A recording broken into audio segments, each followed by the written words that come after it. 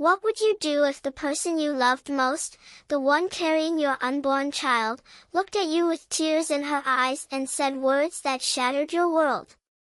I never thought I'd have to answer that question. My name is Daniel, and my life with Emily was the kind of story you'd call ordinary until it wasn't. We were high school sweethearts, married at 25, and now, at 30, expecting our first child. Our small apartment in Portland was filled with dreams, tiny shoes in the nursery, late-night talks about names, and plans for a future we thought we could shape. But that night, everything changed. It was a rainy Thursday, the kind where the world feels heavy and gray. I came home from work, my tie loosened, my mind on the ultrasound appointment we had the next day. Emily was in the living room, sitting on the couch, her hands folded over her swollen belly. She was 6 months pregnant, glowing in that way only expectant mothers do, but her face was wrong. Her eyes, usually bright with laughter, were red-rimmed, and tears clung to her lashes.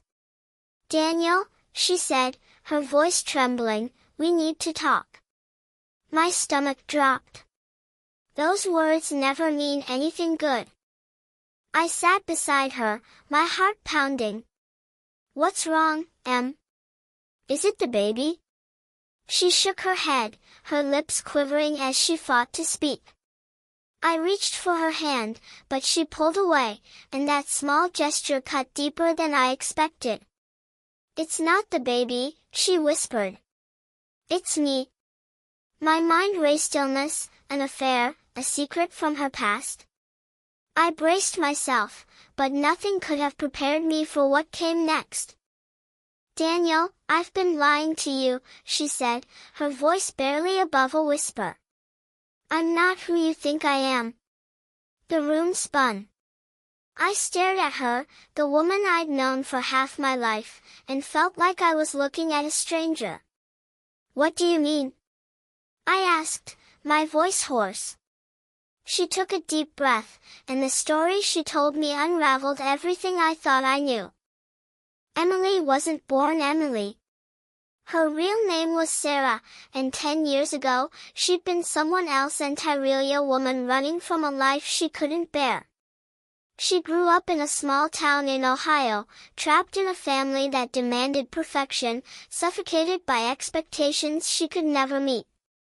At 20, she'd been engaged to a man named Ethan, a controlling figure who planned every detail of her future.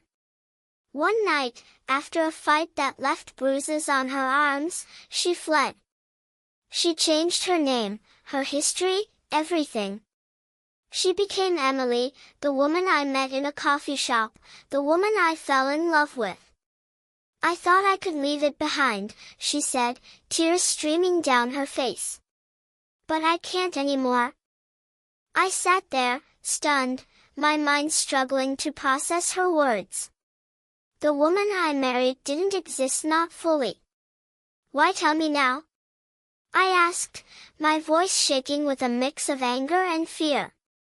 She looked down at her belly, her hands trembling. "Because of her," she said. "Our daughter.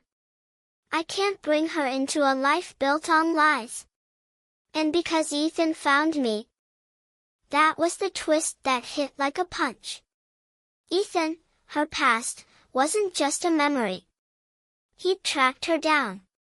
A week ago, she'd received a letter at her office, no return address, just a few lines in his handwriting. "I know who you are, Sarah. You can't hide forever."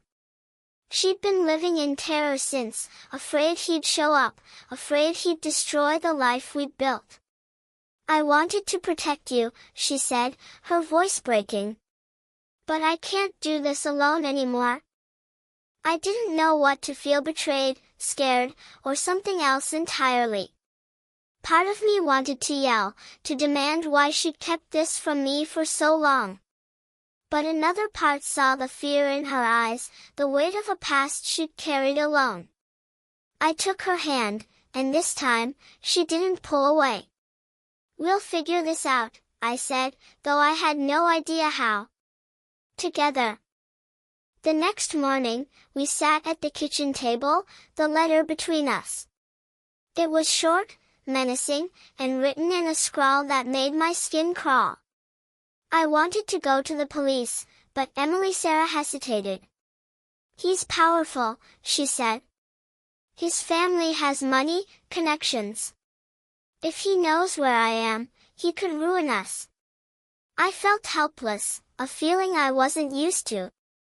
I'd always been the one to fix things: leaky faucets, late bills, her morning sickness.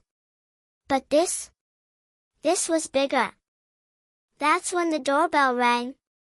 We froze, exchanging a glance that held 1,000 unspoken fears. I stood, my heart in my throat, and opened the door to find a woman I didn't recognize. She was older, maybe 50, with graying hair and kind eyes. "I'm Laura," she said, her voice soft but firm. "I'm Ethan's sister." My grip tightened on the doorframe. Emily stepped forward, her face pale. "What do you want?" she asked. Laura's presence was the twist I didn't see coming. She wasn't here to threaten us. She was here to help. She'd spent years trying to find Emily, not to drag her back to Ethan, but to warn her. "He's not the same," Laura said, her voice heavy with regret. "He's worse. Obsessed. He's been looking for you since you left, and he won't stop." She'd broken ties with her brother years ago, ashamed of his actions, and had been tracking him to protect Emily. She handed us a USB drive. "This has everything: his messages, his plans. Take it to the police. It's enough to get a restraining order, maybe more." Emily broke down, sobbing into Laura's arms. I stood there, watching two women bound by a shared past, one I'd never fully understand. Laura's arrival shifted something in me. I'd been angry at Emily for her secrets, but seeing Laura's compassion, her willingness to risk her own safety, made me realize what Emily had been through. She wasn't just hiding, she was surviving. We went to the police that afternoon. The USB drive contained emails, voicemails, even a private investigator's report Ethan had commissioned. It was enough to file charges, to build a case. The officer, a kind woman named Martinez, promised to keep us updated. But the real work was at home. Emily and I had to rebuild trust. Late at night, we really talked for the first time in years. She told me about Sarah, about the girl who loved painting but was told it was a waste of time, about the night she ran with nothing but a backpack and a bus ticket. I told her about my fear, my hurt, but also my love. "You're still Emily to me," I said. "And you're going to be an incredible mother." Months later, our daughter, Lily, was born. The moment I held her, tiny and perfect, the weight of the past felt lighter. Ethan was gone, at least for now, restrained by a court order and facing charges. Laura stayed in touch, becoming an unexpected ally, a reminder that family isn't always blood, it's the people who show up when you need them most.